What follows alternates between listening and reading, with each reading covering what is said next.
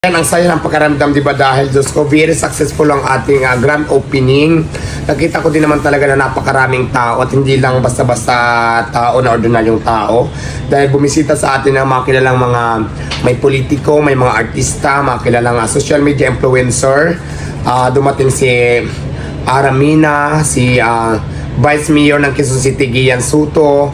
Tapos dumating sila yung mga kilalang personalidad ng mga social media. Tapos ang kagandahan dito ngayon guys sa Quezon City, dahil mayroon na akong Diwata Paris Classic, Diwata Paris Kinamatisan, ayan yung mga menu, Diwata Paris Gyudon, Diwata Family Sikin, tapos Diwata Spaghetti Overload, Diwata Sukulit, Diwata, basta ang daming mga bago ngayon. So ayan, may mga ganyang menu tayo. Kung makikita nyo, napakalinis ng pwesto natin. Mga high-tech yung mga gamit natin dito.